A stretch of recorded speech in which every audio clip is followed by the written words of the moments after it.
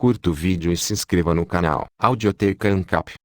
Audioteca apresenta A Teoria da Exploração do Socialismo e Comunismo, Eugen von Bauwerk. Estrutura geral desta descrição e crítica da teoria da exploração. 1. Por que foram escolhidos Rodbertus e Marx?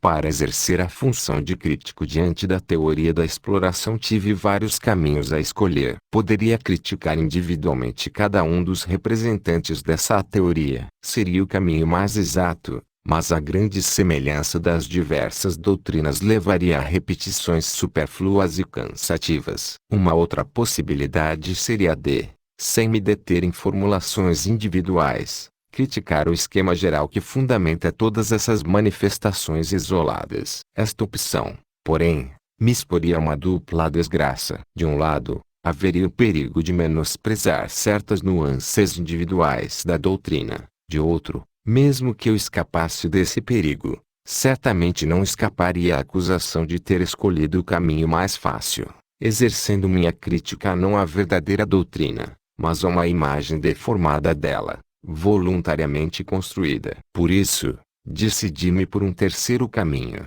retirar da massa de exposições isoladas algumas poucas que considero as melhores e mais perfeitas, submetendo-as a uma crítica individual. Para esse fim escolhi as exposições de Rodbertus e de Marx. São as únicas que oferecem fundamentação razoavelmente profunda e coerente. Em minha opinião, a do primeiro é a melhor delas. A do segundo, por sua vez, é a mais amplamente reconhecida, constituindo, de certa forma, a doutrina oficial do socialismo de hoje. Submetendo as duas a um exame detalhado, creio estar enfocando a teoria da exploração pelo seu lado mais forte. Segundo as belas palavras de Keynes, quem quiser ser vitorioso no reino da pesquisa científica tem de deixar o adversário aparecer com todo o seu armamento e força. 2. O que é e o que não é levado em conta. Antes disso, um comentário para evitar mal-entendidos. O objetivo das páginas que se seguem é exclusivamente criticar a teoria da exploração enquanto teoria, ou seja, examiná-la para verificar se efetivamente o fenômeno econômico do juro de capital tem suas causas naquelas circunstâncias que a teoria da exploração dá como causas primeiras do juro. No entanto, não pretendo fazer um julgamento sobre o lado prático, político, social do problema do juro ou sobre suas implicações do ponto de vista da legislação social. Tampouco pretendo fazer qualquer julgamento sobre a sua qualidade boa ou má, nem mesmo defender a sua permanência ou revogação. Não me proponho a escrever um livro sobre o juro de capital, silenciando, ao mesmo tempo, sobre a mais importante das indagações a ele relacionadas. Eu posso, entretanto, comentar eficazmente o lado prático desse assunto,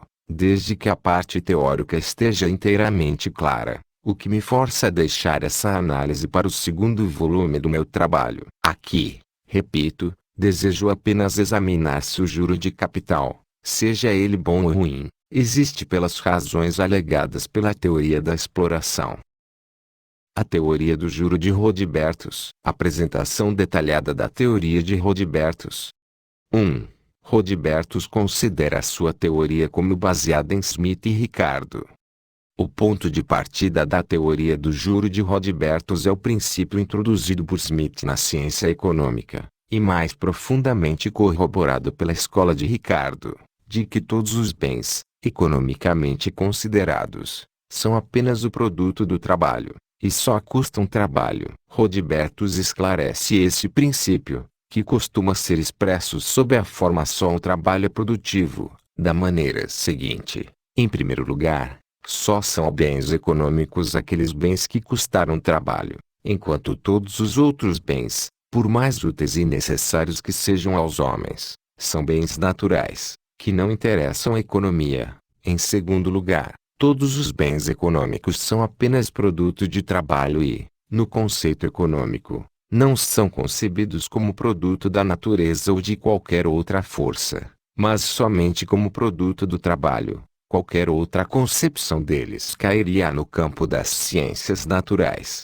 não no do econômico, e, em terceiro lugar, do ponto de vista econômico, Todos os bens são produtos só daquele trabalho que executou as operações materiais necessárias à sua produção. Mas tal trabalho inclui não apenas aquele que produz diretamente o bem, como, igualmente, aquele que produz os instrumentos necessários à produção do bem. O cereal, por exemplo, é produto não apenas do trabalho de quem maneja o arado, mas também daquele de quem o construiu.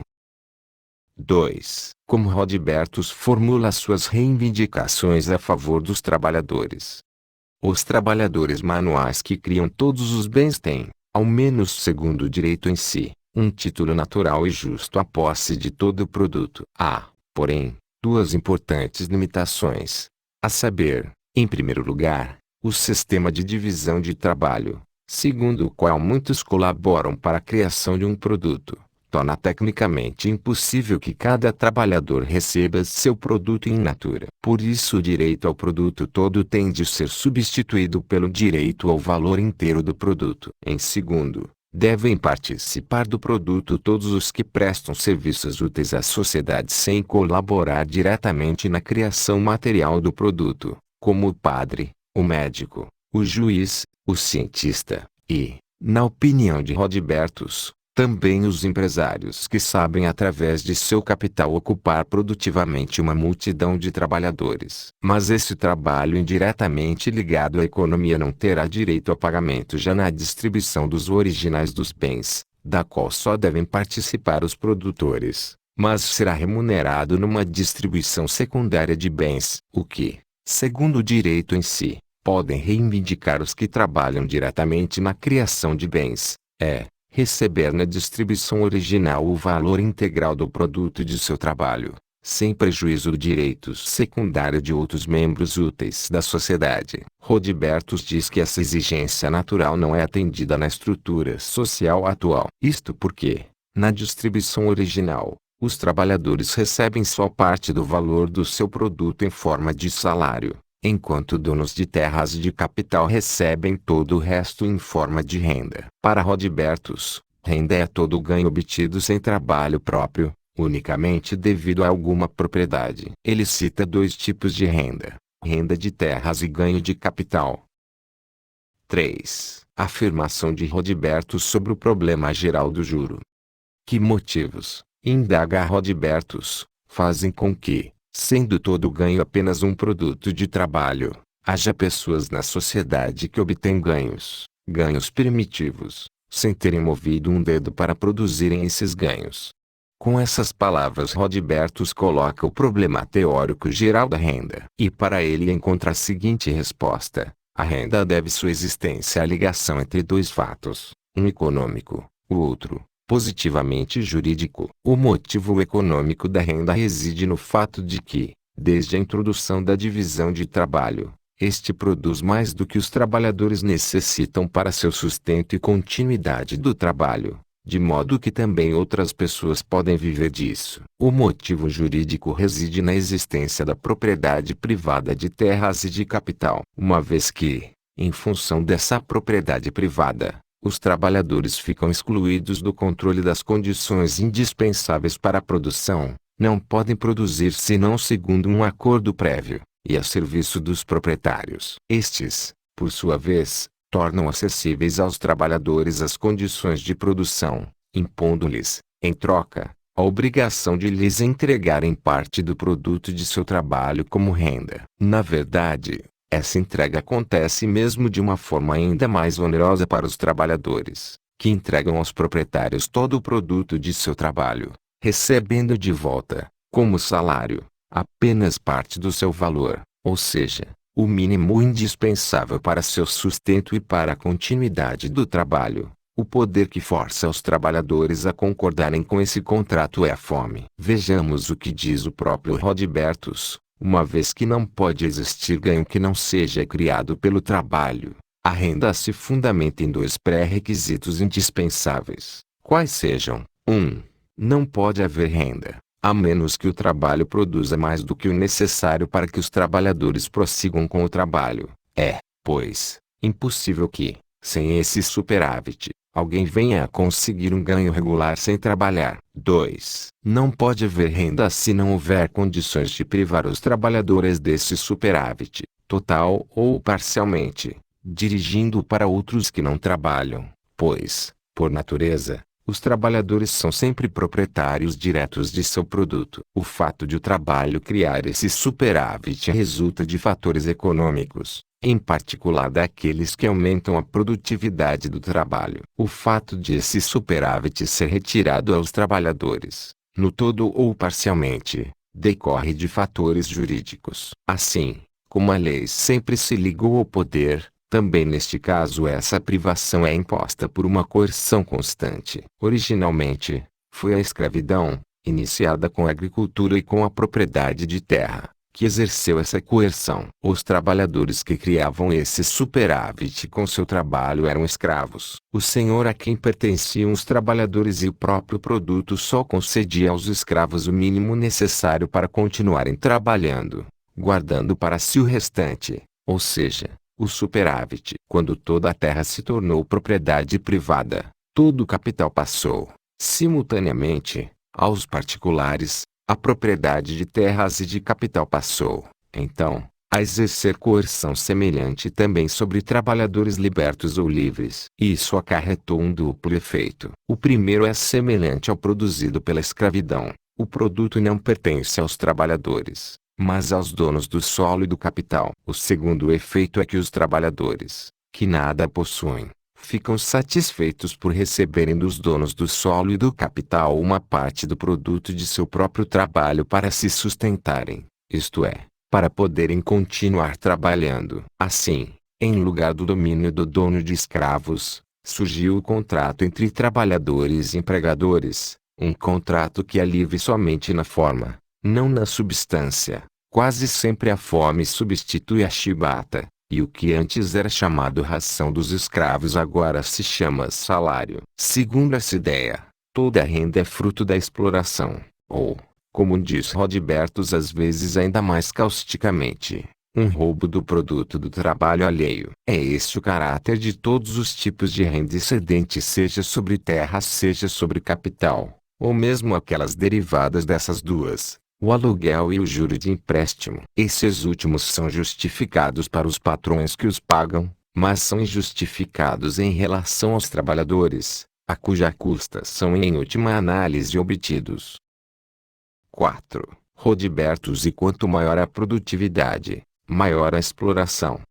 O valor da renda cresce com a produtividade do trabalho. Isto porque, no sistema de livre concorrência, de modo geral, o trabalhador só recebe de forma permanente a quantia necessária para sobreviver, ou seja, uma determinada parcela concreta do produto. Quanto maior a produtividade do trabalho, tanto menor a porcentagem do valor total do produto representada por esta parcela concreta do produto que ele recebe, e tanto maior a porcentagem do produto e do valor que sobra para o proprietário, ou seja, seu lucro. Segundo o que se afirmou até aqui, no fundo, toda renda é uma massa unificada de origem completamente homogênea. No entanto, na vida econômica prática ela se divide sabidamente em dois tipos básicos: a renda sobre terra e o ganho de capital. Rodbertus esclarece de maneira bem singular os motivos e as leis dessa divisão. Deve-se mencionar, de início,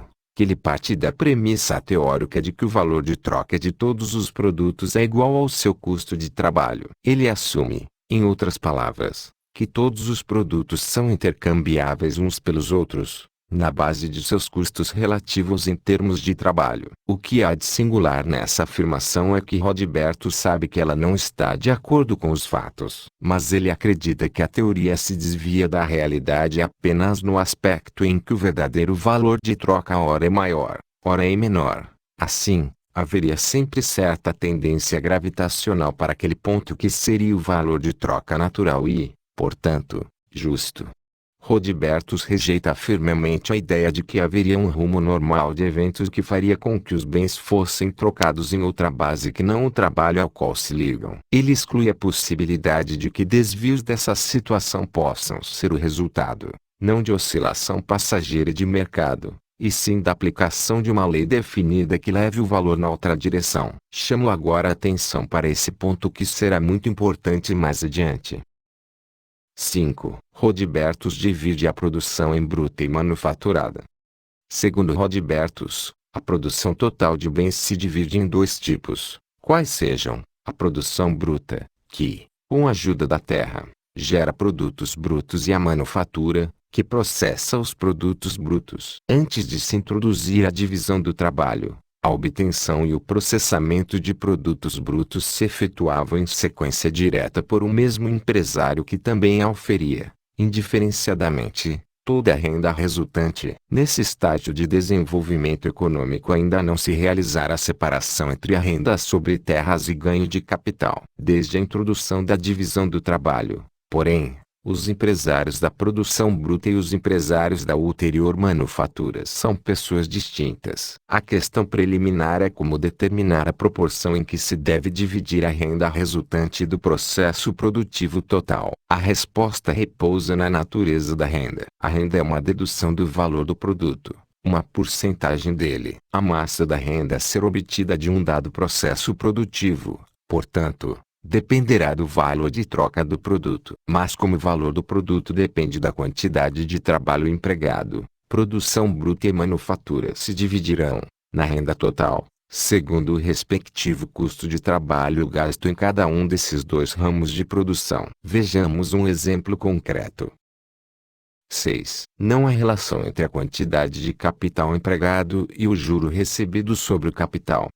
Se forem necessários 1000 dias de trabalho para se conseguir um produto bruto e 2000 dias para seu ulterior processamento, se, por outro lado, forem deduzidos 40% do valor do produto em favor do proprietário, os produtores do produto bruto receberão, então, em forma de renda, o produto de 400 dias de trabalho, enquanto os industriais da manufatura receberão o equivalente a 800 dias. O montante de capital empregado em cada ramo da produção é irrelevante.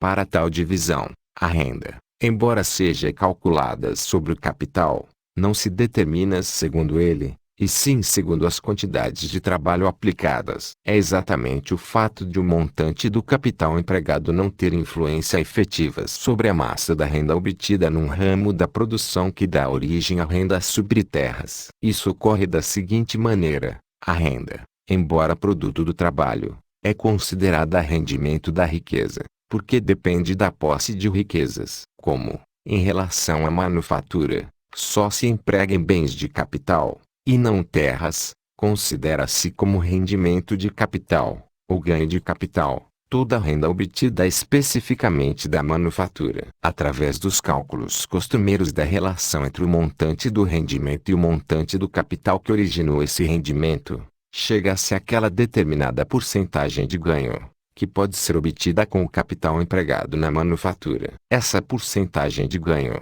que, em função de conhecidas tendências da concorrência, será mais ou menos uniforme em todos os ramos, também servirá de base para o cálculo do ganho sobre o capital investido na produção bruta. Mesmo que não houvesse outra razão, isso já seria verdadeiro simplesmente porque na manufatura se emprega parcela bem maior do capital nacional do que na agricultura e porque, compreensivelmente, o rendimento da parcela de capital que é predominante vai determinar a taxa de lucro aceitável para a parcela menor. Por isso, os produtores do produto bruto calcularão seu ganho de capital sobre o montante do capital empregado e sobre o valor da porcentagem habitual de ganho de capital. O restante do ganho, ao contrário, é considerado como rendimento da terra e do solo, constituindo-se na renda. Segundo Rodbertus, essa renda sobre a terra deve necessariamente ser deixada de lado na produção bruta, por causa da premissa de que os produtos são trocados com base no trabalho incorporado a cada um deles. Rodbertus fundamenta esse seu modo de pensar mostrando que a quantidade de renda que se pode obter na manufatura não depende, como se disse acima, da quantidade de capital gasto, mas da quantidade de trabalho empregado no processo de manufatura. Esse trabalho apresenta duas facetas: de um lado, o trabalho direto de manufatura, de outro, o trabalho indireto, que deve ser levado em conta em função do desgaste dos instrumentos e máquinas. Só alguns dos vários elementos que compõem o dispêndio de capital têm influência sobre o montante da renda, a saber, os salários e os gastos com máquinas e instrumentos. O capital dispendido com matéria-prima, ao contrário, não exerce tal influência porque essa despesa corresponde a um trabalho inexistente no estágio de manufatura. Muito embora essa parte do gasto aumente o capital sobre o qual se calcula a renda que será obtida. A existência de uma parcela de capital que, por um lado, aumenta o capital de manufatura sobre o qual se calcula como ganho a renda deduzida,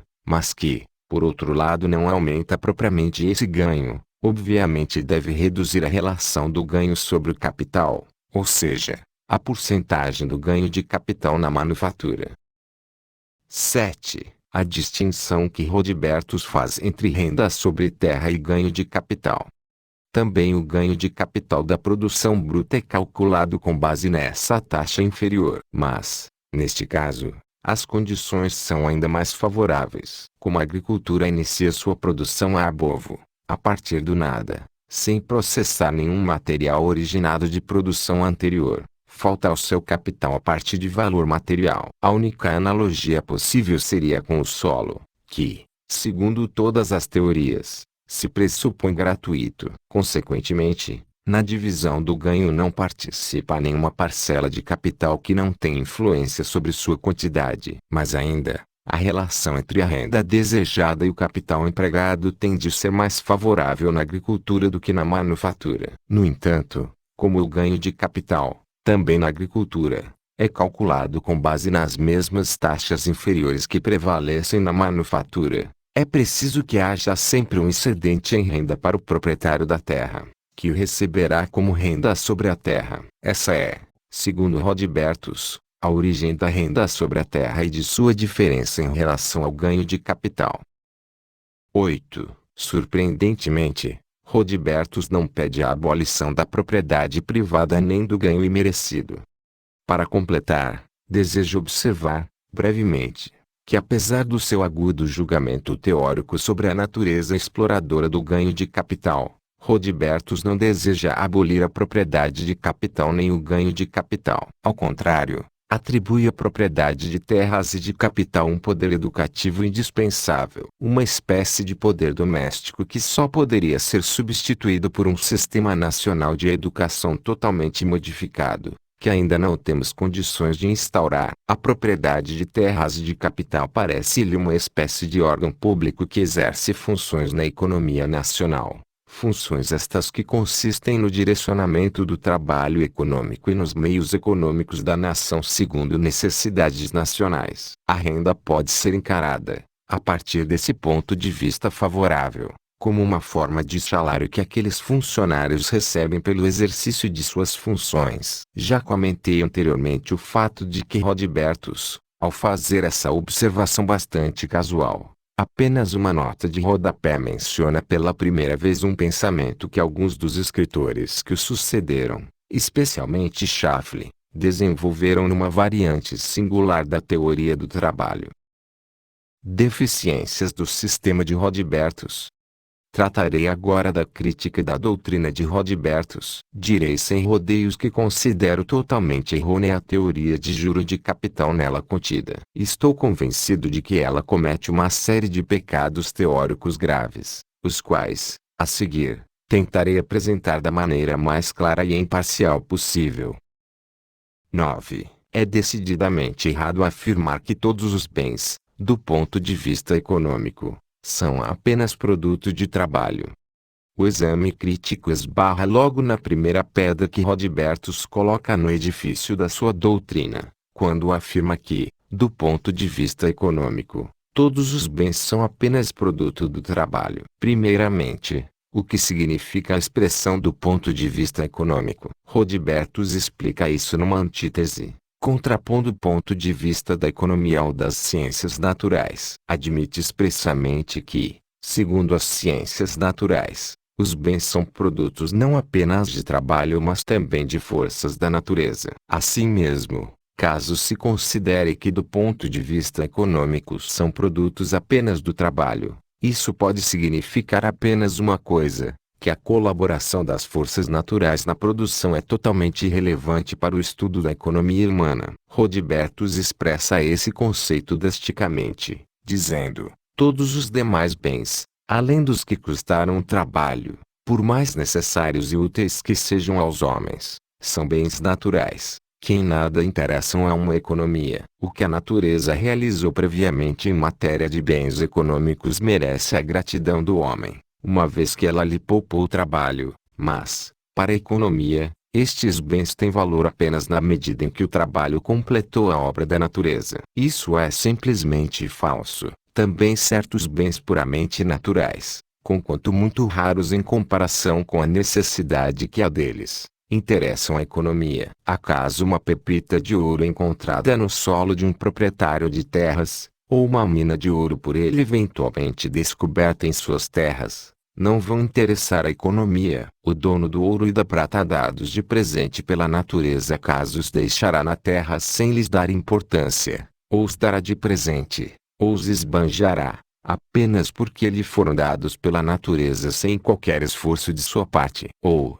ao contrário, ele os vai guardar cuidadosamente contra a cobiça alheia, aplicando-os prudentemente no mercado, explorando-os e, em suma, administrando-os como se este ouro e esta prata tivessem sido obtidos com o trabalho de suas próprias mãos. E será verdade que o interesse da economia por aqueles bens que custaram trabalho só se dá na mesma medida em que o trabalho completou a obra da natureza? Se fosse assim, as pessoas atribuiriam a um barril de magnífico vinho do Reno exatamente o mesmo valor que atribuem a um barril de vinho da colônia bem tratado, mas, por natureza, inferior ao primeiro. Ambos custaram mais ou menos o mesmo trabalho humano. O fato, porém, de que o vinho do Reno em geral custa 10 vezes mais que o da colônia é uma prova eloquente de que a vida refuta o teorema de Rodbertus. Objeções desse tipo são tão evidentes que poderíamos esperar que Rodbertus protegesse contra elas, com muito cuidado, sua afirmação básica. Mas, se esperássemos isto, ficaríamos desiludidos. Rodbertus elaborou todo um aparato de persuasão em favor de sua tese. No entanto, tudo acaba num apelo não fundamentado a certas autoridades, numa dialética pouco convincente, que apenas rodeia, sem atingir, o ponto crucial. 10. Apesar da fama, Smith e Ricardo não são as autoridades adequadas.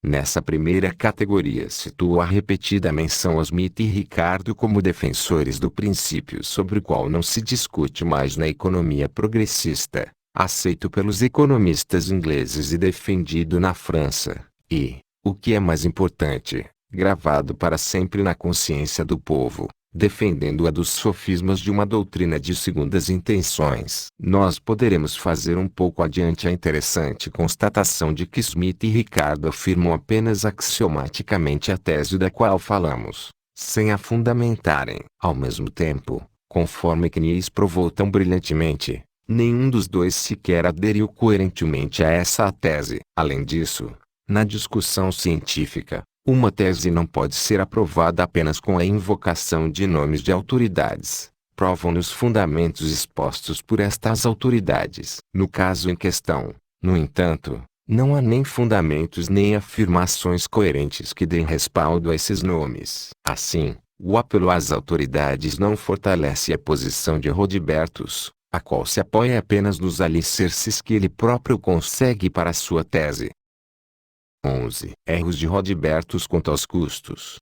Em função disso, deve-se examinar a exposição bastante longa feita no primeiro dos 5 teoremas Zur-Erkenntnis unserer Staatswirtschaftlichen Zustand, e o silogismo mais consistente no texto Zur-Erklärung der Biofidelitischen Kreditnote des Grundbesitzes. No primeiro, Rodbertus comenta acertadamente o fato de termos de administrar bens que custam trabalho e o porquê de termos de fazê-lo. Com muita justeza, coloca em primeiro plano a disparidade quantitativa entre, de um lado, a infinitude e insaciabilidade de nossa ambição ou de nossas necessidades, e de outro, a limitação de nosso tempo e força. Só secundariamente, e de maneira incidental, ele comenta que o trabalho é cansativo, um sacrifício da liberdade, e coisas desse gênero. Da mesma forma explica, acertadamente, que um gasto de trabalho deve ser entendido como custo, e explica também a causa disso.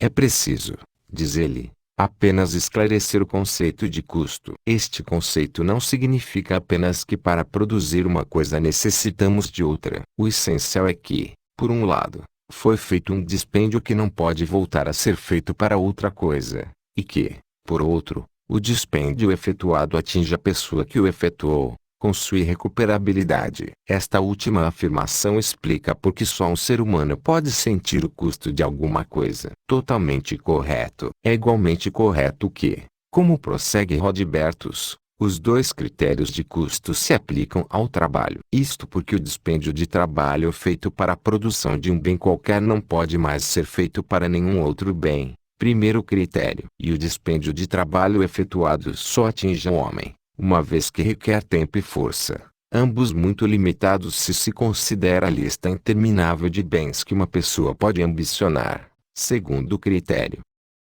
12. A abordagem do custo do trabalho feita por Rodbertus deve ser estendida ao custo de outros elementos de produção.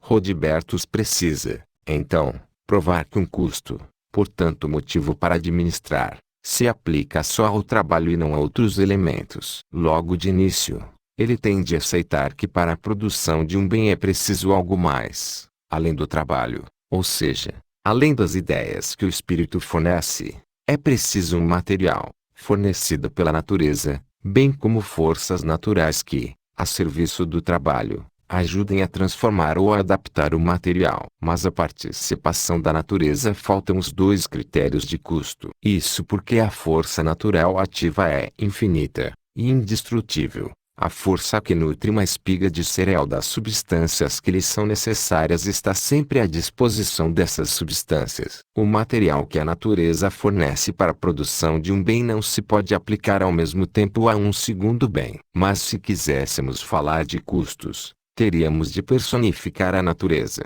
e falar em seus custos. A matéria não é um dispêndio que o homem efetua em troca do bem. Custo do bem é só aquilo que é custo para o homem. Dos dois elementos dessa conclusão, o primeiro, que pretende negar a exatidão do primeiro critério, é obviamente errôneo. É verdade que as forças naturais são eternas e indestrutíveis, mas, quando se trata do dispêndio para a produção, o que interessa não é se essas forças continuam a existir, e sim se elas subsistem e continuam a agir de modo a se tornarem adequadas para novo efeito produtivo. E nesse sentido, o único que interessa ao nosso problema, não se pode falar de permanência indestrutível. Quando queimamos nosso carvão, as forças químicas da substância do carvão, o qual, por mistura com o oxigênio ou ar, produziu o calor desejado, subsistem. Mas a eficácia de suas propriedades não permanece, pois os átomos de carvão se misturaram aos átomos do oxigênio,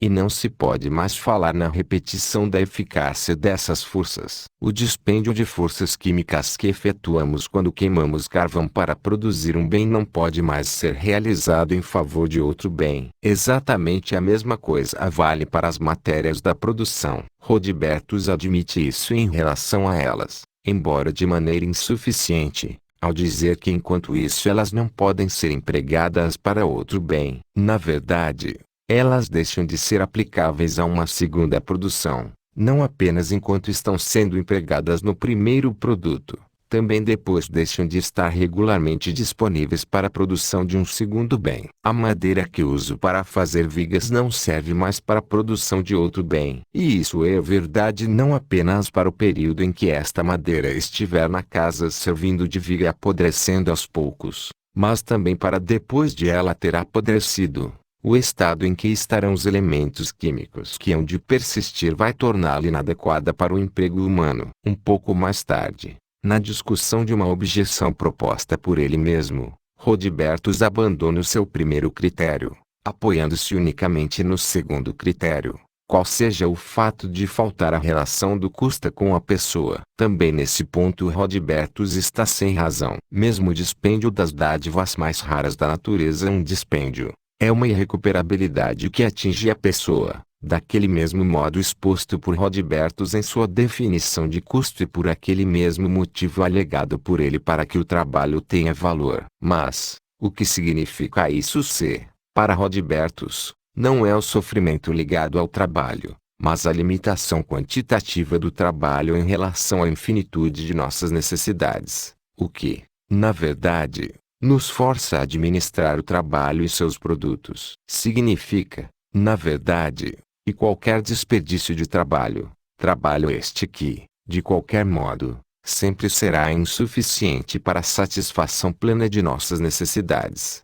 abrirá uma lacuna ainda maior em relação a essa mesma necessidade. Essa alegação vale também para o caso de o trabalho não se ligar a qualquer sensação pessoal de sofrimento, aborrecimento, compulsão ou algo semelhante, mas sim, proporcionar ao trabalhador um prazer puro e imperturbado. Mesmo assim, o trabalho seria insuficiente, em termos quantitativos, para produzir todos os bens necessários. Desse modo, a pessoa é atingida ou por um gasto de trabalho em vão, ou pelo próprio gasto de trabalho, simplesmente porque desperdiça a possibilidade de ter uma outra necessidade atendida. Exatamente a mesma coisa acontece quando se desperdiça, ou mesmo quando apenas se emprega, uma dádiva rara da natureza. Se desperdiço, propositalmente ou por mineração errônea, algum mineral valioso ou depósito de carvão, estou desperdiçando uma quantidade de satisfações de desejos que teria podido obter com um comportamento mais econômico e que estou esbanjando com meu comportamento não econômico. 13. Primeiro grande erro de Rodbertus: bens são apenas produto de trabalho manual. Em relação a essa objeção, que praticamente não se pode ignorar, o próprio Rodbertus se posiciona. Diz que seria possível retrucar que o proprietário de uma floresta arca com os custos, entre outros, do trabalho gasto para cortar madeira, com os custos deste material, que assim foi obtido e que, sendo empregado para um bem, não pode mais ser empregado para outro, constituindo-se, portanto, em dispêndio que afeta ele, proprietário. Mas Rodbertus foge dessa objeção através de um sofisma. Ele diz que ela repousa numa ficção, porque estabelece uma relação do direito legal com uma base econômica, que só deveria servir para relações naturais legítimas. Só do ponto de vista do direito legal se poderia presumir que nas coisas da natureza, antes de se aplicar nelas algum trabalho, já exista um proprietário, e que essa situação mudaria eliminando-se a propriedade de terra. Mas,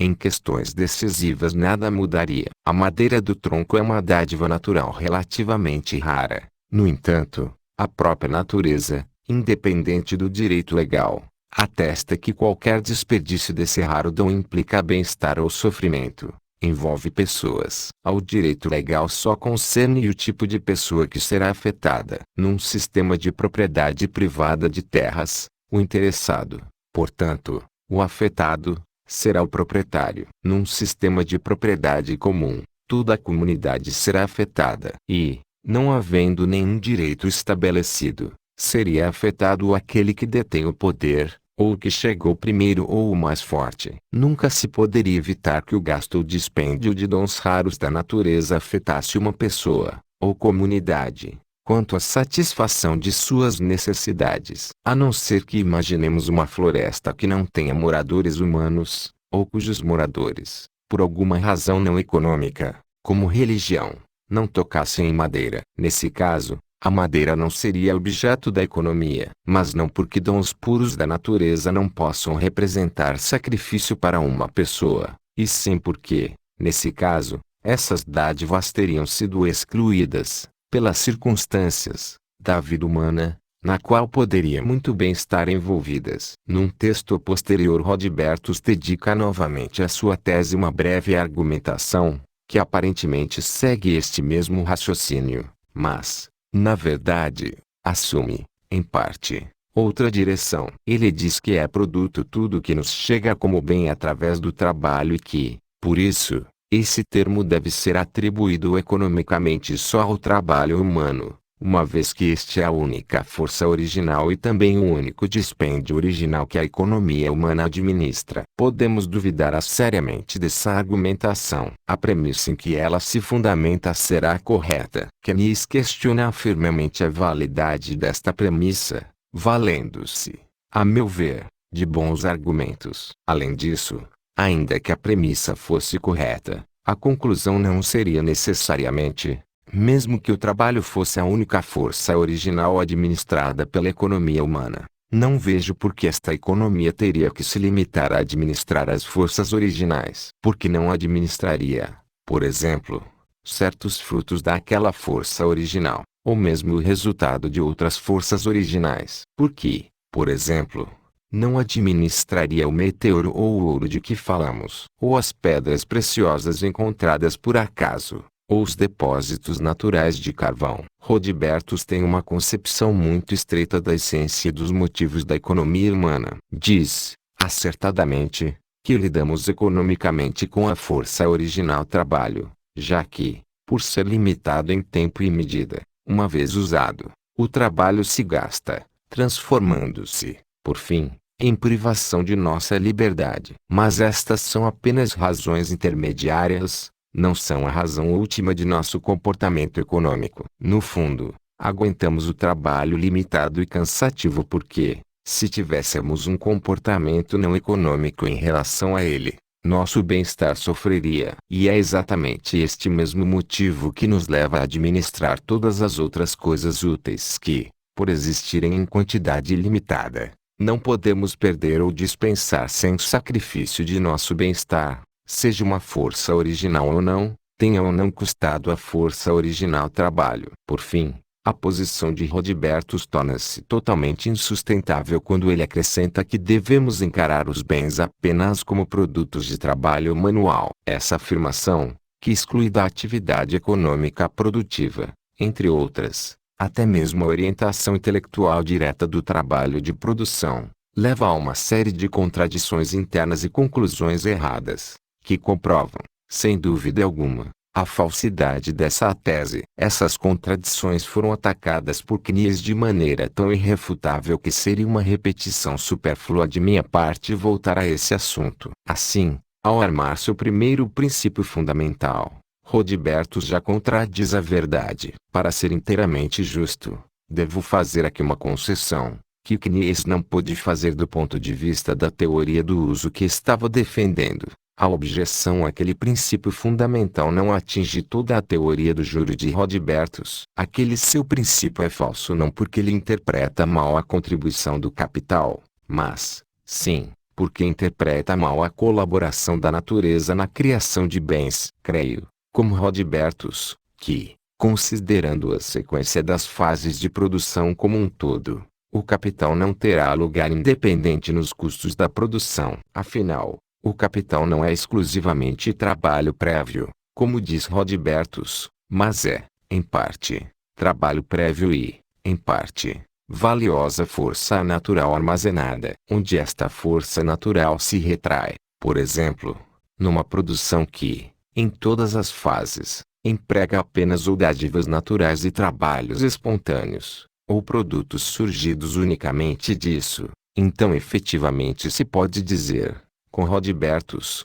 que do ponto de vista econômico tais bens são apenas produto do trabalho. Por conseguinte, uma vez que o erro fundamental de Rodbertus se relaciona não com o papel do capital e sim com o da natureza, também as conclusões que ele tira a respeito do ganho de capital têm de ser erradas. Só poderemos considerar sua doutrina falsa se, no prosseguimento de sua apresentação, aparecerem erros graves. E eles aparecerão. Para não extrair dividendos indevidos do primeiro engano de Rodbertus, organizarei minhas pressuposições no resto da presente análise de modo a eliminar totalmente as consequências desse engano. Vou supor que todos os bens são criados unicamente por uma colaboração entre o trabalho e as forças livres da natureza, com a ajuda exclusiva daqueles elementos de capital que surgiram, eles próprios, apenas da colaboração entre o trabalho e as forças naturais livres, sem a intervenção de dons naturais com valor de troca. Considerando essa premissa limitadora, eu também posso aceitar aquele princípio fundamental de Rodbertus, de que os bens encarados economicamente custam somente trabalho. Vamos adiante. 14. O segundo grande erro de Rodbertus: negligenciar a influência do tempo sobre o valor.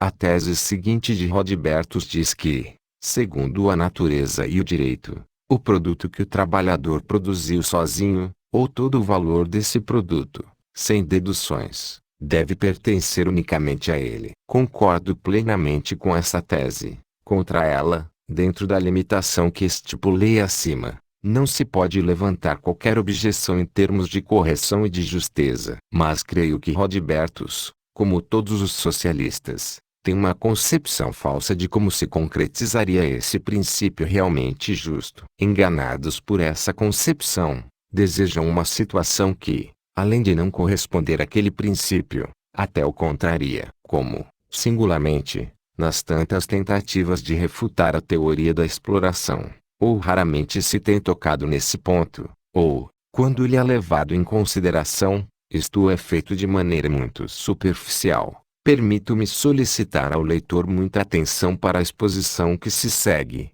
principalmente por causa de sua complexidade. Quero, primeiramente, apontar o erro que critico para depois elucidá-lo. O princípio correto de que o trabalhador deve receber todo o valor de seu produto pode ser interpretado, sensatamente, da seguinte maneira: o trabalhador deve receber agora o valor atual do seu produto. Ou, ainda, o trabalhador deve receber no futuro todo o valor futuro do seu trabalho. Acontece que Rodbertus e os socialistas explicam que o trabalhador deve receber agora o valor futuro do seu produto, e agem como se isso fosse coisa evidente, como se fosse a única interpretação possível desse princípio. Ilustremos a questão com um exemplo concreto. Imaginemos que a produção de um bem, por exemplo, uma máquina a vapor, custe 5 anos de trabalho, e o valor de troca da máquina pronta seja de $5.500. Imaginemos,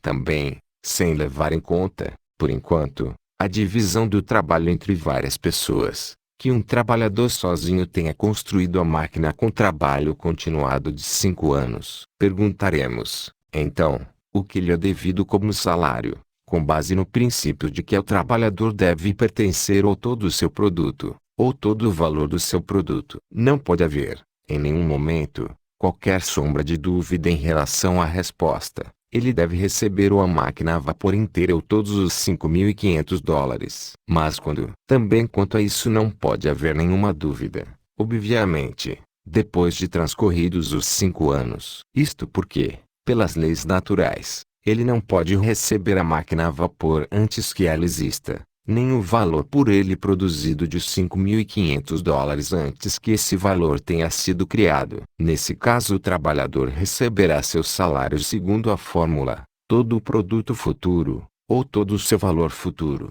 num determinado momento futuro. Mas acontece muitas vezes que o trabalhador não pode esperar, ou não o deseja, seu produto estar inteiramente pronto. Nosso trabalhador deseja, por exemplo, receber, logo depois de 1 ano, parte do pagamento. Surge, então, a pergunta: como, de acordo com o princípio acima, se fará para medir esta parte? Creio que, também aí, não cabe qualquer dúvida. Será justo para com o trabalhador que ele receba todo o que trabalhou até então. Portanto, se até então ele tiver criado um monte de bronze, ferro ou aço não concluído, será justo para com ele entregar-lhe esse monte inteiro de bronze, ferro ou aço, ou todo o valor desse monte de matéria, naturalmente seu valor atual. Creio que nenhum socialista poderá fazer qualquer crítica a essa decisão. Qual será, no entanto, o valor desta parte do trabalho em relação ao valor da máquina pronta? Este é um ponto em que um pensador superficial pode errar facilmente. O trabalhador executou até agora 1/5 do trabalho técnico exigido para a criação da máquina inteira. Consequentemente,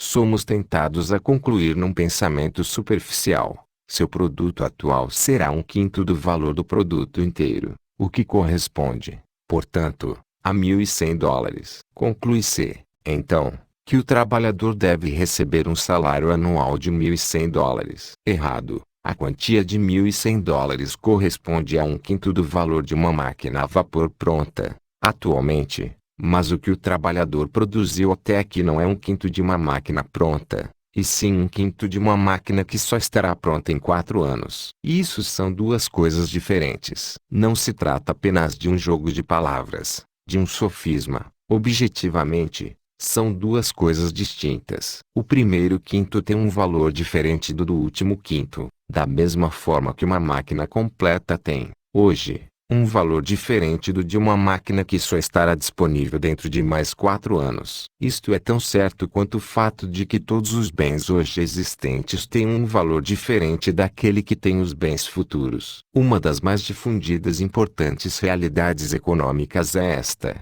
Numa avaliação presente, atribui-se aos bens presentes um valor mais elevado do que o de futuros bens da mesma espécie e qualidade. As causas desse fato, suas diversas modalidades de manifestação, as também variadas consequências a que ele leva na economia, serão objeto de uma análise detida que farei no segundo volume desta obra. Estas análises não serão tão fáceis e simples como parece prometer a simplicidade desse pensamento fundamental. Mas, mesmo antes de completada essa análise detalhada, creio poder lembrar o fato de que bens atuais têm um valor mais elevado do que bens futuros da mesma espécie. Isto porque a própria existência deste bem, em si mesma, graças à mais simples experiência da vida cotidiana, deixa de ser duvidosa. Faça-se 1.000 pessoas escolherem entre receber um presente de $1.000 daqui a 50 anos ou recebê-lo hoje, e todas as 1.000 preferirão receber logo os $1.000. Ou,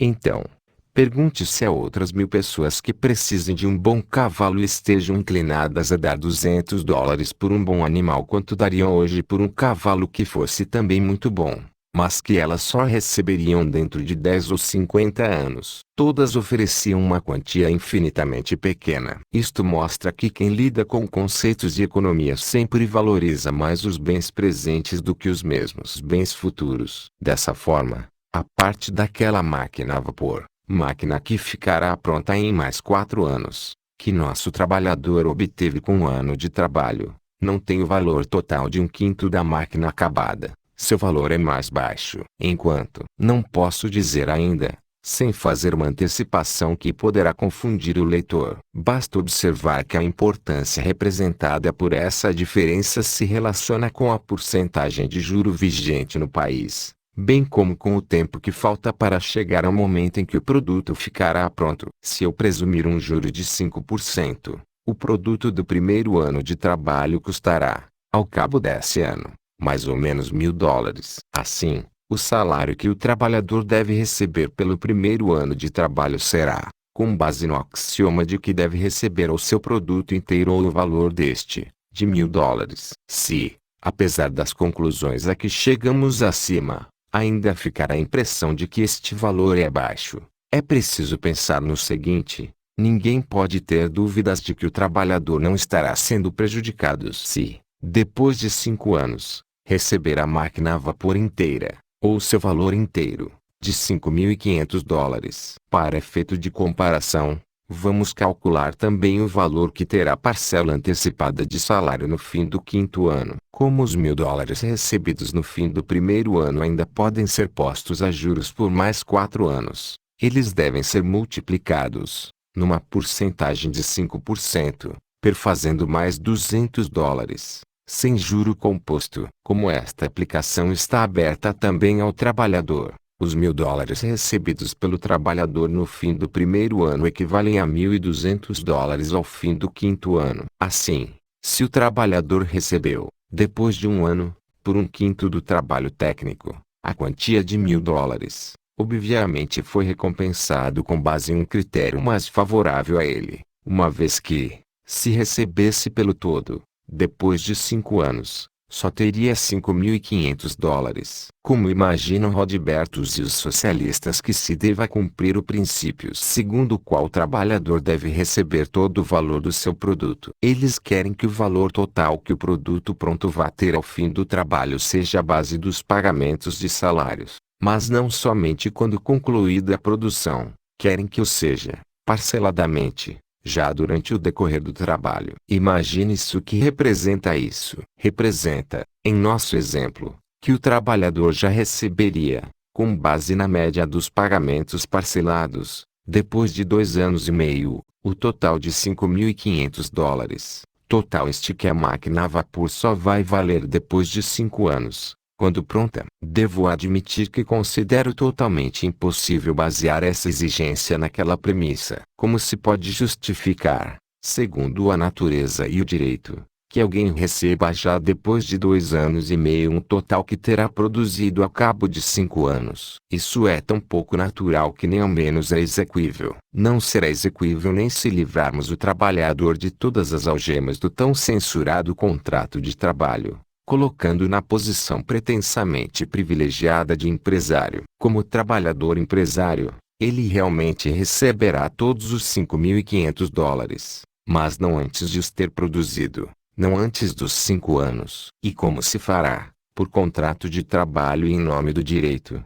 aquilo que a natureza das coisas recusa ao próprio empresário? O que os socialistas desejam é, usando das palavras certas, que os trabalhadores recebam através do contrato de trabalho mais do que trabalharam, mais do que receberiam se fossem empresários, mais do que produzem para o empresário com quem firmaram contrato de trabalho. O que eles produziram, e ao que tem direito justo, são $5.500 depois de 5 anos. Mas $5.500 depois de 2 anos e meio, que é o que exigem, é mais que isso.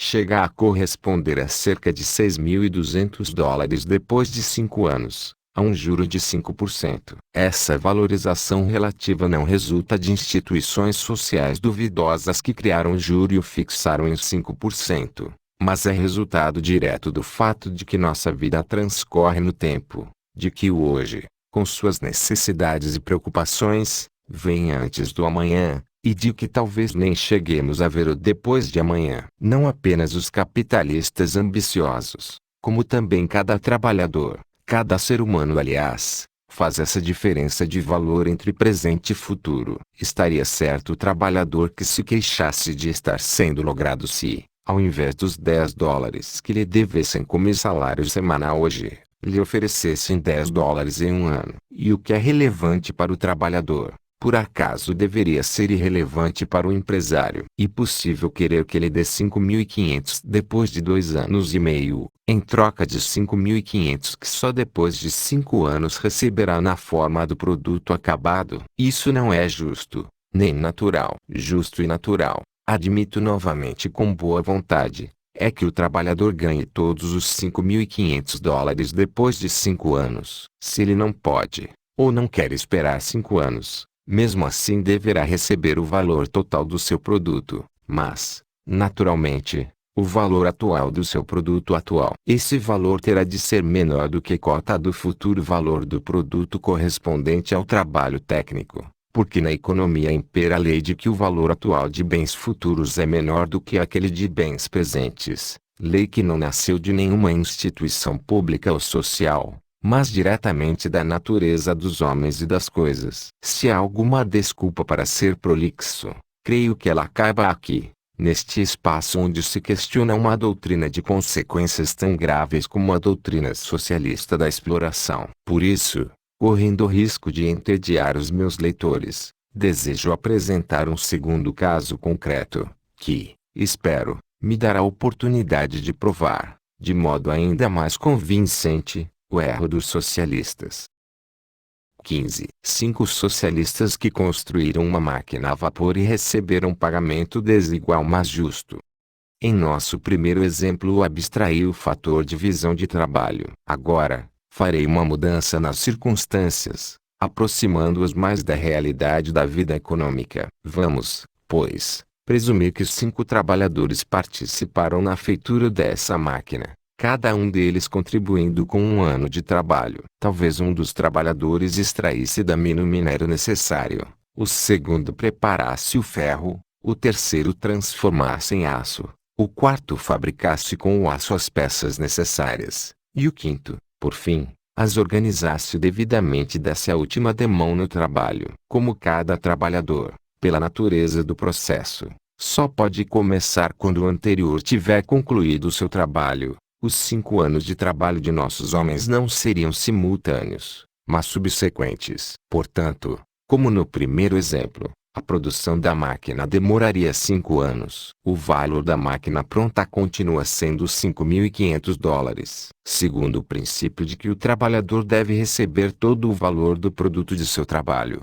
quanto poderá exigir cada um dos 5 participantes pelo que realizou. Solucionemos primeiro o problema considerando o caso de os salários se dividirem entre os trabalhadores, sem intervenção de um empresário. O produto obtido será simplesmente dividido entre os 5. Nesse caso, duas coisas são certas. Primeiro, que a divisão só poderá ocorrer depois de 5 anos, porque antes não existirá nada adequado para se dividir. Se quiséssemos, por exemplo, usar o minério e o ferro obtidos nos 2 primeiros anos como pagamento de cada um, faltaria matéria-prima para a continuação da obra. É claro que o produto prévio conseguido nos primeiros anos tem de ser necessariamente isento de qualquer divisão, ficando preso à produção até o fim. Segundo, é certo que um valor total de $5.500 terá de ser dividido entre 5 trabalhadores. Mas, em que proporção? Esta divisão não deveria,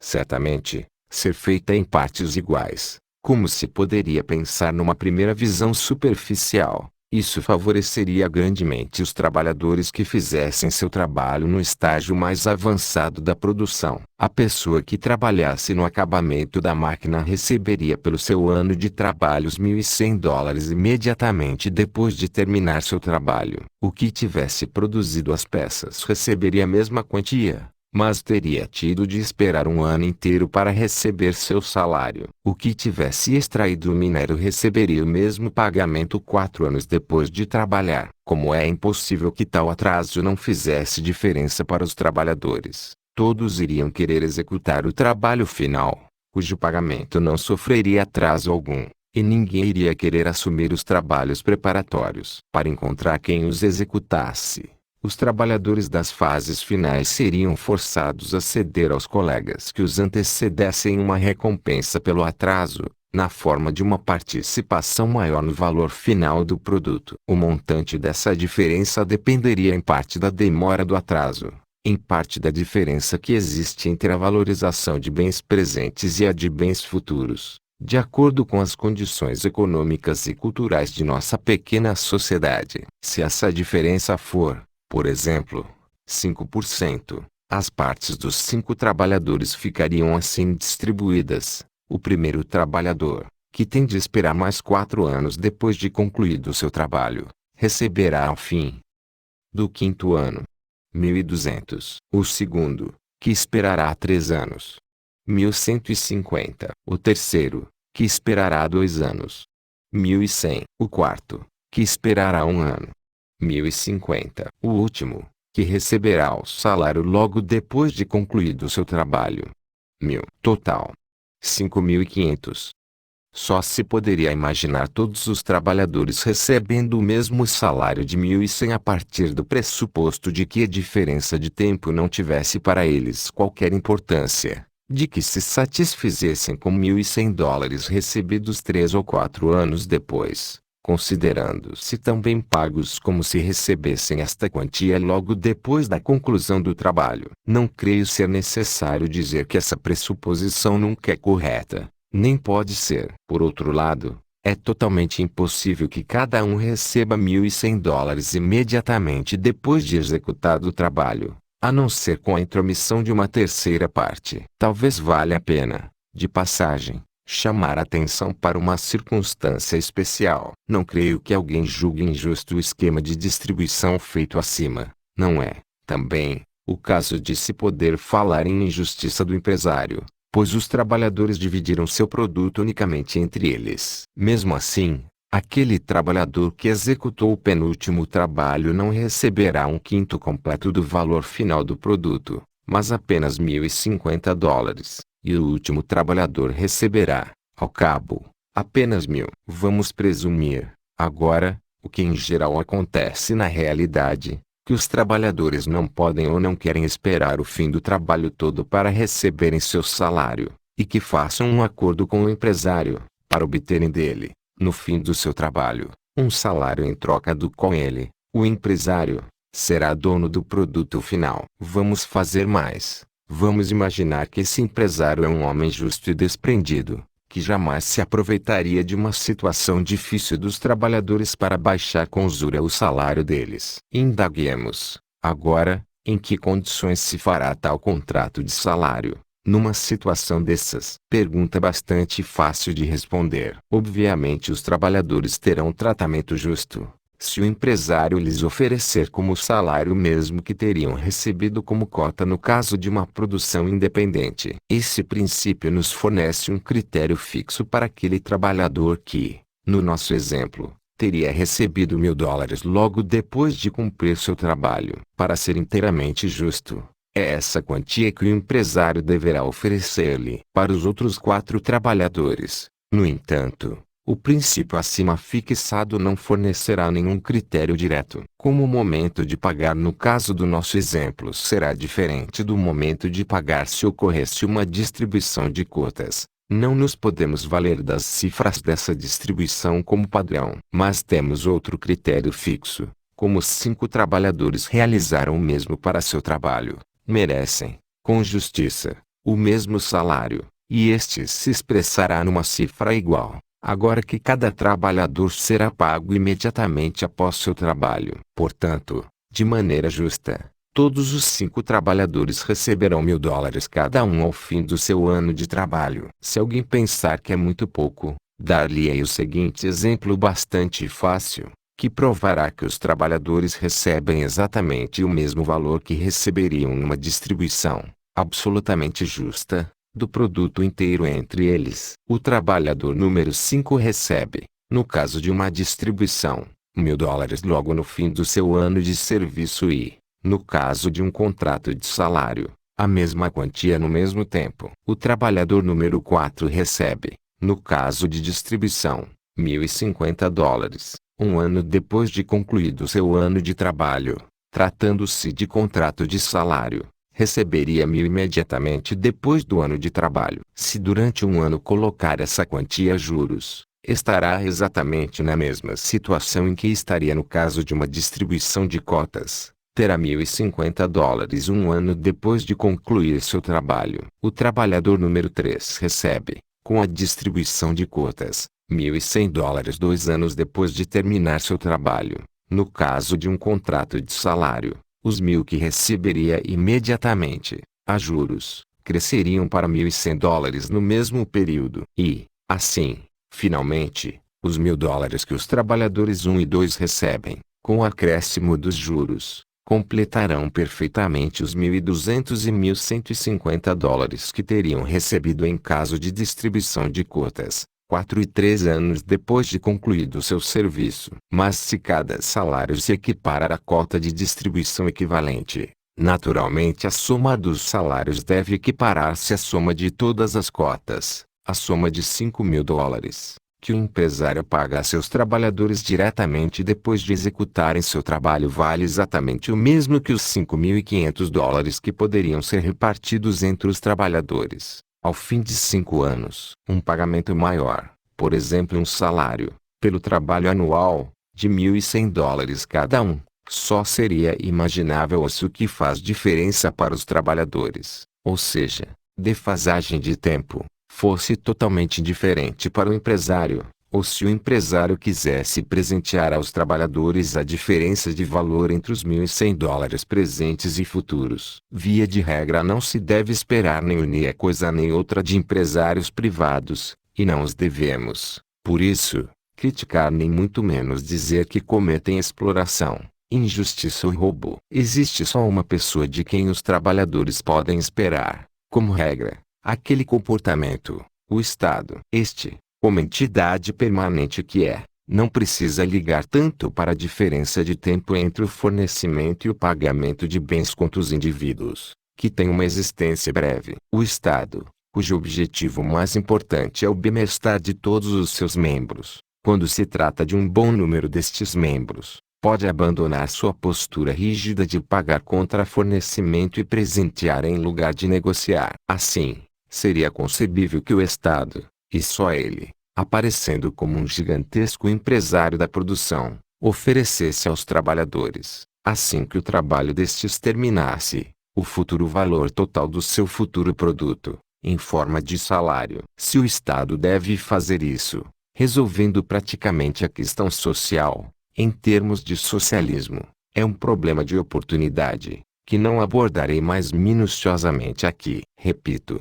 porém, com toda a ênfase, se o Estado socialista paga aos trabalhadores como salário, agora, todo o valor futuro do seu produto, isso não é o cumprimento de algum acordo, mas, por motivos políticos sociais, um desvio do princípio básico de que o trabalhador deve receber, como salário, o valor do seu produto. Portanto, não se trata da restauração de uma condição que, por natureza ou por direito, foi violada pela ambição dos capitalistas. Trata-se, sim, de um gesto artificial, a partir do qual algo que não seria execuível no curso natural das coisas torna-se possível. E isso acontece através de um disfarçado presente dessa generosa entidade chamada Estado aos seus membros mais pobres. Agora, uma breve explicação prática. Reconhece-se facilmente que a situação de pagamento que descrevi por último é que efetivamente acontece em nossa economia.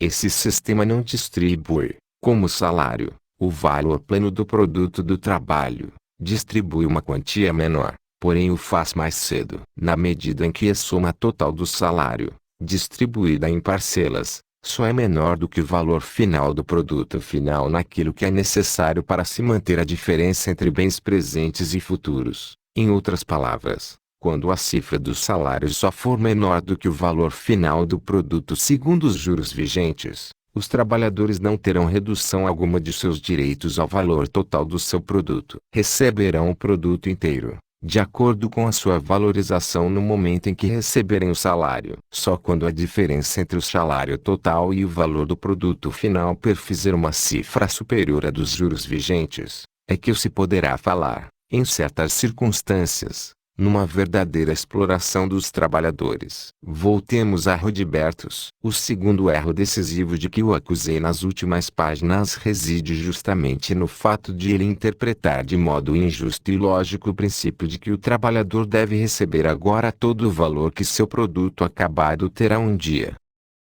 16. Terceiro erro de Rodbertus. O valor da troca de bens é determinado pela quantidade de trabalho neles contida.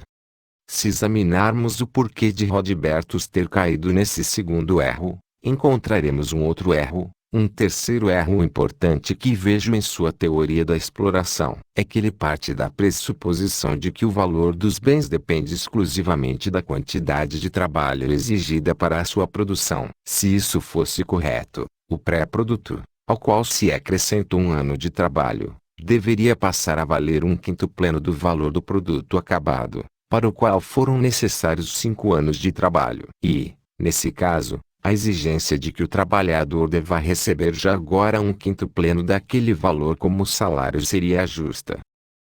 17. Como Rodbertus, através de uma omissão, realmente deturpa os pontos de vista de Ricardo.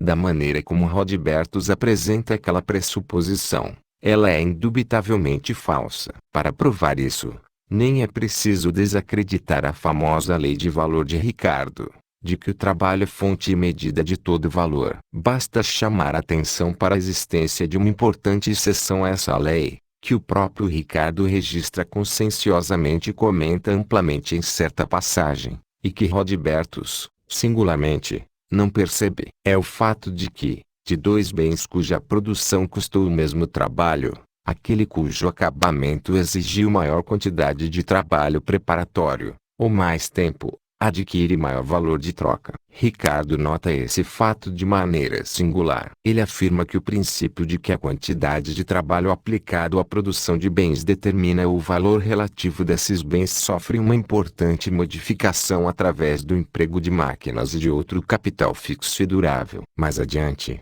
através da duração desigual do capital e da velocidade desigual com que este retorna ao seu dono. Então, aqueles bens em cuja produção se emprega muito capital fixo, ou capital fixo de longa duração, ou aqueles para os quais o período de retorno do capital líquido ao dono for maior, terão valor de troca mais alto do que bens que custaram imediatamente muito trabalho, mas que ou não são atingidos pelas circunstâncias referidas, ou são apenas em grau muito reduzido. Esse valor de troca mais alto dependerá do ganho de capital exigido pelo empresário. Nem os mais ardorosos defensores da lei do valor do trabalho podem duvidar de que essa exceção existe. Nem devem duvidar de que, em certas circunstâncias, o fator distância no tempo tem até maior influência no valor dos bens do que a quantidade de trabalho aplicada. Lembro, por exemplo, o valor de um vinho antigo armazenado por decênios, ou de um tronco centenário na floresta. Mas essa exceção tem ainda outro aspecto especial. Não é preciso ser muito arguto para notar que nela reside a essência do juro de capital original. O superávit do valor de troca daqueles bens cuja produção exige determinado trabalho prévio é aquilo que fica nas mãos do empresário capitalista como ganho de capital na distribuição do valor do produto. Se essa diferença de valor não existisse, também o juro de capital original não existiria. Essa diferença de valor possibilita que este juro exista e perdure, e é idêntica a ele. Nada é mais fácil de ilustrar do que isso. Se é que um fato tão evidente precise ser comprovado. Vamos presumir 3 bens que, apesar de exigirem um ano de trabalho cada um para serem produzidos, implicam uma duração diferente de trabalho prévio. O primeiro necessitaria só 1 ano, o segundo 10 anos, o terceiro 20 anos de trabalho prévio para poder realizar esse ano de trabalho. Nessas condições, o valor de troca do primeiro bem precisa cobrir o salário de 1 ano de trabalho, mais o juro de 1 ano de trabalho prévio. Mas é evidente que o mesmo valor de troca não pode cobrir o salário de 1 ano de trabalho, mais os juros de 10 ou 20 anos de trabalho prévio. Isso só poderia acontecer se os valores de troca do segundo e do terceiro bem fossem proporcionalmente mais elevados do que o valor de troca do primeiro, embora os 3 tenham exigido trabalho igual. E a diferença no valor de troca é claramente a fonte de onde o juro de capital de 10 e 20 anos brota, e deve brotar. 18. O que Ricardo apresenta apenas como exceção devia ter sido sua principal explicação para o juro. Rodbertus foi demasiadamente pobre e sem acuidade como leitor de Ricardo. A exceção da lei de valor do trabalho apresentada por Ricardo tem a importância de ser idêntica ao principal exemplo de juro de capital original. A pessoa que quiser explicar a exceção terá, logo de início, de explicar o exemplo, e vice-versa. Sem a explicação daquela exceção, não há explicação para o problema do juro. No entanto, a exceção de que falamos é ignorada, para não dizer rejeitada, em ensaios cujo objeto é exatamente o juro de capital, o que nos coloca diante de um erro muito grave. No caso de Rodbertus, ignorar aquela exceção significou ignorar o ponto principal daquilo que lhe cabia explicar. Não se pode desculpar esse erro dizendo que Rodbertus não pretendia levantar uma regra válida para a vida real, mas apenas uma hipótese para facilitar análises abstratas. Em algumas passagens de seus escritos, Rodbertus apresenta em forma de mera pressuposição o princípio de que todo o valor dos bens é determinado pelo custo do trabalho. Mas, por um lado, há passagens em que ele demonstra estar certo de que sua regra de valor também vale para a vida econômica real. Por outro lado, mesmo em forma de mera suposição, uma pessoa não pode aceitar o que bem entender. Igualmente, mesmo numa pura hipótese, só se pode abstrair condições reais e relevantes para o problema analisado. O que dizer, porém, quando, no ponto crucial de uma análise teórica sobre juro de capital, se abstrai o mais importante exemplo de juro de capital? Quando a melhor parte do que deve ser explicado fica escamoteada por pressuposição, Rodbertus tem razão ao dizer que, quando se deseja verificar um princípio como o da renda de terra ou juro de capital, não se pode fazer o valor subir e descer como numa dança, mas que se deve supor uma regra sólida de valor. O fato de que bens com diferença atemporal maior entre custo de trabalho e acabamento, ceteris paribus, têm valor maior, não é também uma sólida regra de valor. E essa regra de valor não é também de fundamental importância para o surgimento do juro de capital. Mesmo assim, deveríamos abstrair dela como se ela fosse um fenômeno casual das condições de mercado. As consequências dessa singular abstração não se fizeram esperar. Uma primeira consequência já foi comentada por mim. Ignorando a influência do tempo no valor do produto, Rodbertus cometeu o erro de confundir o direito do trabalhador a todo o valor presente do seu produto com o direito ao valor futuro do mesmo produto. Veremos, logo a seguir, outras consequências. 19. Quarto erro de Rodbertus. Sua doutrina é contraditória em questões importantes. Sua lei da tendência geral de equalização de todo o superávit contradiz importantes pontos de sua teoria do juro em geral, e de sua teoria do juro de terras em particular. Uma quarta acusação que levanto contra Rodbertus é de que sua doutrina contradiz a si mesma em pontos importantes. Toda a teoria de renda de terras de Rodbertus se fundamenta no princípio, que ele, repetido e enfaticamente, afirma, de que o montante absoluto de renda que se pode obter num produto não depende do montante do capital empregado, mas unicamente da quantidade de trabalho aplicado. Supondo que numa determinada produção industrial, por exemplo, numa indústria de calçados, estejam ocupados 10 trabalhadores e que cada trabalhador produza num ano um produto de valor equivalente a $1.000, o sustento mínimo, que ele recebe como salário, retira $500 deste montante. Deste modo, seja qual for a quantidade de capital empregado, a renda anual do empresário será de $5.000. Caso o capital empregado seja de $10.000, com 5.000 em salários e 5.000 de material,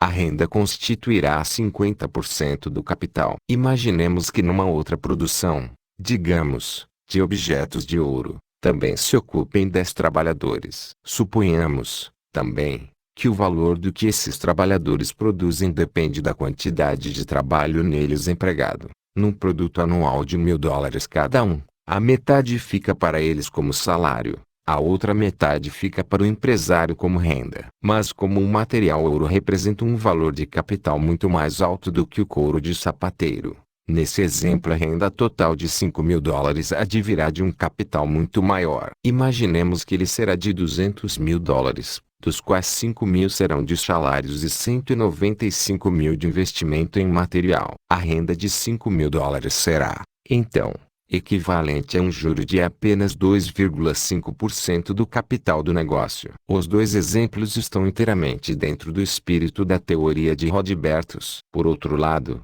se em quase toda a manufatura existe outra relação entre o número de trabalhadores, direta ou indiretamente, ocupados e a magnitude do capital empregado, pode-se concluir, também, que, em quase todas as manufaturas, o capital deveria render juros em porcentagens diversas, com limites muito amplos. No entanto, nem o próprio Rodbertus se atreve a afirmar que isso realmente acontece na prática. Ao contrário, num trecho singular da sua teoria sobre a renda da terra, ele pressupõe que, devido à concorrência dos capitais, haverá em todo o campo da manufatura uma porcentagem igual de ganho. Apresentarei essa passagem textualmente. Depois de comentar que a renda advinda da manufatura é considerada inteiramente um ganho de capital, já que nela se aplicam somente bens de capital, ele prossegue: além disso, uma porcentagem de ganho de capital que agirá como equiparadora dos ganhos de capital. Por isso também sobre o capital necessário à agricultura se deve calcular,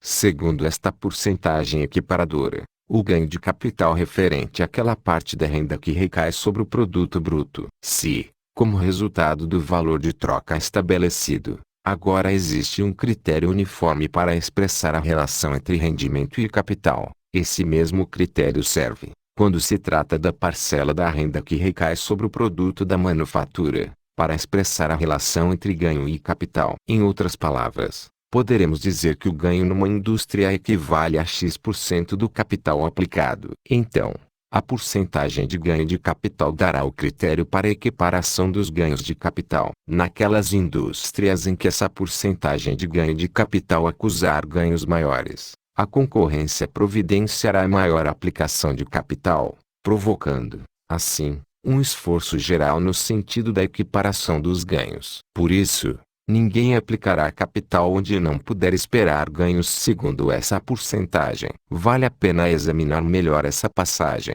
Rodbertus aponta a concorrência como fator que garantirá uma porcentagem uniforme de ganho no campo da manufatura. E comenta isso brevemente. Pressupõe que qualquer porcentagem de ganho acima da média baixará ao nível médio em decorrência de um aumento da aplicação de capital. Podemos deduzir, então, que qualquer porcentagem de ganho mais baixa será erguida ao nível médio pela dispersão de capitais. Levemos adiante nosso exame dos fatos, pois Rodbertus interrompe bruscamente o seu. De que modo uma maior aplicação de capital pode nivelar uma porcentagem de ganho anormalmente alta? Obviamente isso só acontece porque, com o capital aumentado, a produção do artigo em foco cresce. E em razão do crescimento da oferta o valor de troca do produto baixa tanto que, depois de descontados os salários, sobra como renda apenas a porcentagem de ganho comum. Em nosso exemplo da indústria de calçados,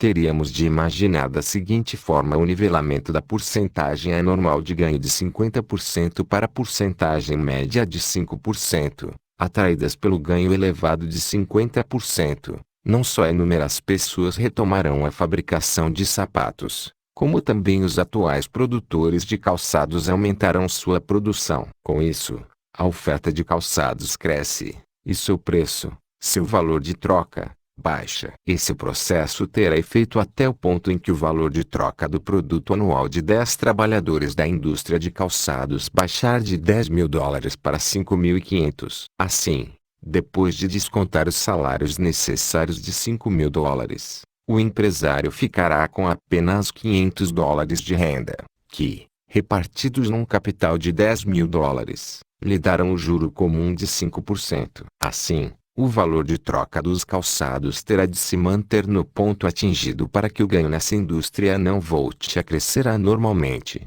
o que levaria à repetição do processo. De maneira análoga, a porcentagem de ganho abaixo do normal de 2,5%, no nosso exemplo da manufatura de objetos de ouro, subirá para 5%. Este lucro insignificante restringirá a manufatura de ouro, reduzindo a oferta em produtos de ouro e aumentando, consequentemente, seu valor de troca, até o ponto em que o produto de 10 trabalhadores no ramo de ourivesaria atinja um valor de troca de $15.000. Aí, então, vão restar, depois da dedução dos salários necessários de $5.000, os $10.000 de renda para o empresário, que equivalem ao juro costumeiro de 5% sobre o capital empregado, que era de $200.000. Com isso, chegou seu ponto de estabilização, no qual o valor de troca de objetos de ourivesaria poderá afirmar-se duradouramente, como acima vimos acontecer com o valor dos calçados. É um aspecto importante este de que o nivelamento de porcentagens anormais de ganhos não possa acontecer sem uma mudança duradoura no valor de troca dos produtos envolvidos. Antes de prosseguir, desejo tocar em outra faceta desta questão para que ela fique totalmente isenta de dúvidas. Se o valor de troca dos produtos não mudasse, uma porcentagem de ganho insuficiente só poderia voltar ao nível normal caso se cobrisse a diferença com o salário indispensável ao trabalhador. Se, no nosso exemplo, o produto dos 10 trabalhadores na manufatura de objetos de ouro se mantivesse com o valor imutável de $10.000, correspondente à quantidade de trabalho empregado, um nivelamento da porcentagem de ganho de 5%, ou seja, um aumento do ganho de $5.000 para $10.000 não seria possível senão com retirada total do salário de $500 de cada trabalhador, ficando o produto inteiro como ganho para o capitalista. Abstrai aqui totalmente o fato de que essa suposição já é, em si, uma impossibilidade. Desejo apenas lembrar que ela contraria tanto a experiência quanto a própria teoria de Rodbertus. Contraria a experiência porque essa mostra que a limitação niveladora da oferta em um ramo de produção não tem,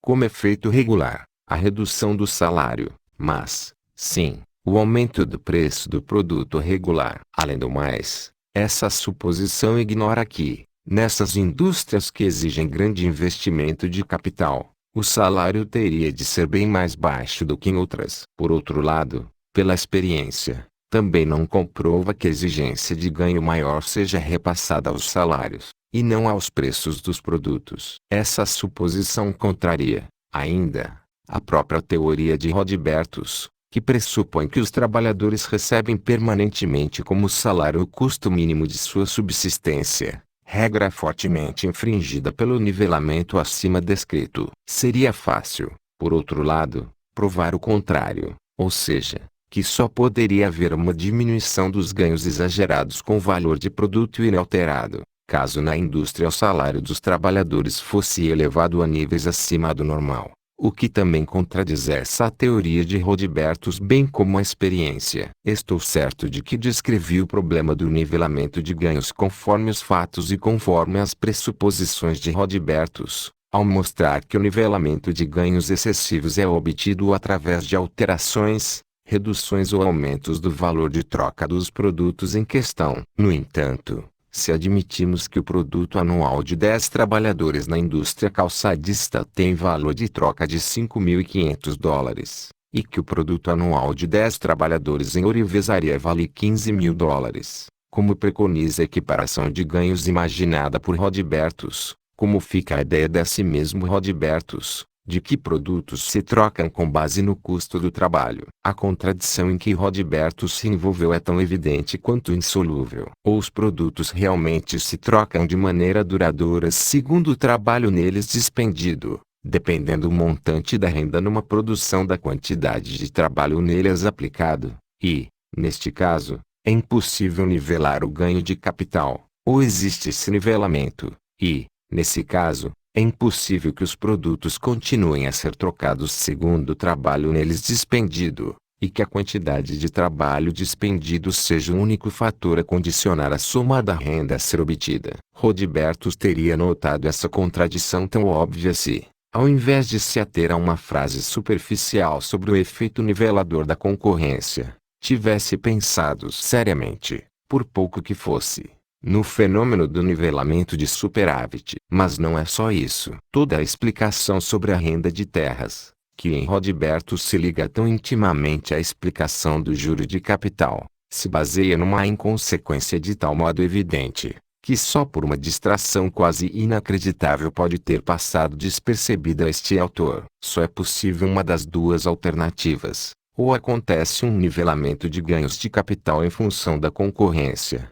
ou este nivelamento não acontece. Admitamos que ele aconteça. Qual seria a justificativa para o fato de Rodbertus presumir que o nivelamento, depois de atingir todo o terreno da manufatura, há de parar como que por encanto na fronteira da produção bruta? No caso da agricultura, que não permite um ganho mais elevado e atraente, por que motivo não se deveria aplicar mais capital? Por que não se aumentaria o cultivo, buscando outros métodos, melhorando a cultura até o ponto em que o valor dos produtos brutos se harmonizasse com o capital agrícola crescente, passando a lhe conceder também a porcentagem habitual de ganhos? Se a lei de que a quantidade de renda não depende do gasto de capital, mas sim da quantidade de trabalho despendido, não impediu o nivelamento da manufatura, por que impediria o da produção bruta? Onde fica então o constante superávit sobre a porcentagem habitual de ganhos, ou da renda sobre a terra? Vejamos a outra alternativa.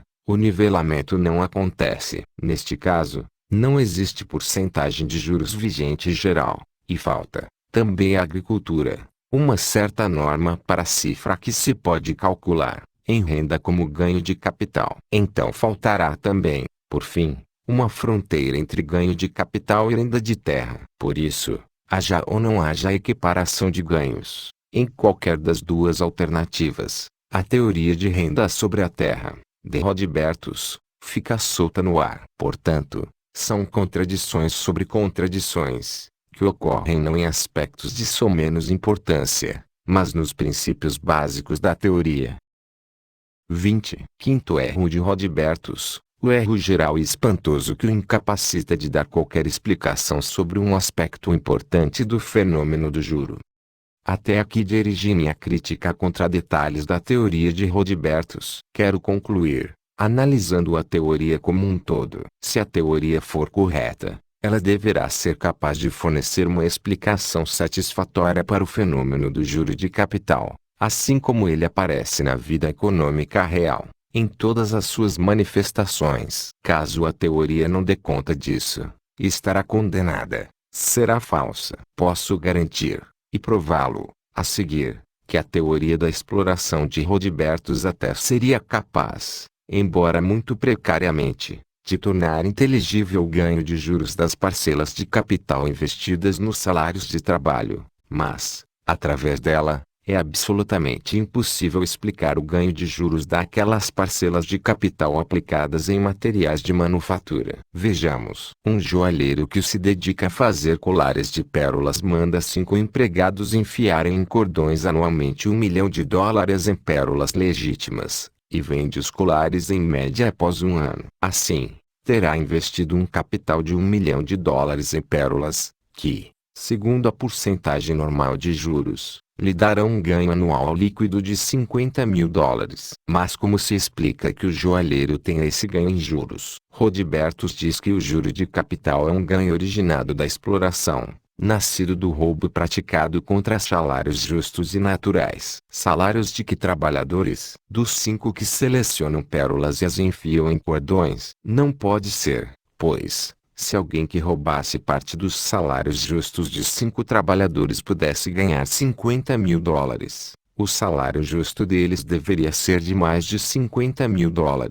Ou seja, deveria ser superior a $10 mil por cada homem. Cifra que não se pode levar a sério, pois o trabalho de selecionar e enfiar pérolas muito pouco difere de qualquer trabalho não especializado. Examinemos melhor a questão. Talvez o joalheiro consiga esse ganho explorador a partir do produto do trabalho de trabalhadores em algum estágio anterior da produção. Mas ocorre que o joalheiro nem teve contato com esses trabalhadores. Ele comprou as pérolas do empresário da pesca de pérolas, ou até de algum intermediário. Portanto, ele nem teve ocasião de tirar dos pescadores de pérolas uma parte de seu produto ou do valor dele. Talvez, em lugar dele, tenha feito isso o empresário da pesca de pérolas, nascendo, assim, o ganho do joalheiro, de uma redução de salários imposta por esse empresário a seus trabalhadores. Também isto é impossível, pois obviamente o joalheiro teria seu ganho mesmo que o empresário da pesca de pérolas não deduzisse nada dos salários de seus trabalhadores. Mesmo que este dividisse entre seus trabalhadores todo $1 milhão que valem as pérolas pescadas e que ele recebeu como preço de compra do joalheiro, só conseguiria não ter lucro, mas de maneira alguma poderia prejudicar o lucro do joalheiro. Pois, para o joalheiro, a maneira como vai ser dividido o preço de compra que pagou, caso este não se tenha elevado, é totalmente indiferente. Portanto, por mais que forcemos nossa fantasia, será vão procurarmos os trabalhadores de cujo salário justo poderia ter sido subtraído o ganho de $50 mil do joalheiro. Talvez esse exemplo ainda deixe escrúpulos em algum leitor. Talvez alguns julguem estranho que o trabalho de 5 enfiadores de pérolas seja a fonte da qual o joalheiro consiga um ganho tão considerável, de $50 mil. No entanto, mesmo parecendo estranho, o exemplo não é, em absoluto, inconcebível. Quero dar um segundo exemplo, ainda mais convincente. Trata-se, aliás, de um bom exemplo, bem antigo, a partir do qual muitas teorias de juros já foram propostas e refutadas no curso dos tempos. O dono de uma vinha colheu um barril de bom vinho novo. Vinho este que tem, logo depois da colheita, um valor de troca de $100. Deixou o vinho no porão, e, depois de 12 anos de envelhecimento, esse vinho adquiriu um valor de troca de $200. O fato é conhecido. A diferença de $100 ficou para o dono do vinho, como juro de capital aplicado no vinho. De que trabalhadores ele extorquiu esse ganho de capital? Como, durante o armazenamento, não houve absolutamente nenhum trabalho relacionado ao vinho, só se pode concluir que os explorados foram aqueles trabalhadores que produziram o vinho novo. O vinheteiro lhes teria pago um salário insuficiente. Mas, pergunto eu, como lhes poderia ter pago um salário justo? Mesmo que ele lhes pagasse todos os $100 que o vinho novo valia na época da colheita, ainda continuaria com o acréscimo de valor de $100, que Rodbertus rotula de ganho de exploração. Mesmo que lhes pagasse 120 ou $150, ainda seria acusado de exploração. E só se livraria dessa nódoa se pagasse todos os $200. É possível querer, em sã consciência, que sejam pagos $200 como justo salário de trabalho por um produto que não vale mais de $100. O proprietário poderia saber, de antemão, que o produto algum dia valerá $200. Ou então, não poderia ser forçado a contrariar sua intenção inicial, e gastar ou vender o vinho antes dos 12 anos. E, neste caso, ele não teria pago $200 por produto que nunca iria valer mais de 100, ou talvez de $120. Quanto, então, teria de pagar aos trabalhadores que produzem o vinho que ele vende antes do envelhecimento por $100? Também a estes deveria dar $200. Se fosse assim, ele ficaria arruinado. Ou será que deve pagar-lhes só $100? Nesse caso, trabalhadores diferentes receberão por trabalho absolutamente igual salários diferentes, o que é novamente injusto. E não se levou em conta, aqui, o fato de que dificilmente se pode saber antecipadamente qual dos produtos será vendido logo, e qual deles será armazenado durante 12 anos. E ainda mais, mesmo o salário de $200 por um barril de vinho novo ainda poderia vir a ser considerado como explorador, pois o dono pode armazenar o vinho no porão durante 24 anos em vez de 12. O vinho, então, já não valerá apenas 200, mas sim $400. Será que, por isso, os trabalhadores que produziram esse vinho 24 anos atrás seriam, por justiça, credores de $400? A ideia é absurda demais. Mas se o proprietário lhes pagar só $100, ou mesmo $200, terá um ganho de capital, e Rodbertus declara que, com isso, estará reduzindo o salário justo do trabalhador, uma vez que retém parte do valor do seu produto. 21. Crítica final à doutrina de juros de Rodbertus. A. Mal fundamentada. B. Conclusões falsas. E C. É contraditória. Não creio que alguém se atreva a afirmar que os casos de obtenção de juros aqui apresentados, e inúmeros casos análogos, fiquem esclarecidos pela doutrina de Rodbertus. O fato é que uma teoria que fica devendo explicação para a parte importante dos fenômenos a serem explicados não pode ser verdadeira. Sendo assim, esta sumária análise final leva aos mesmos resultados da crítica detalhada que a antecedeu.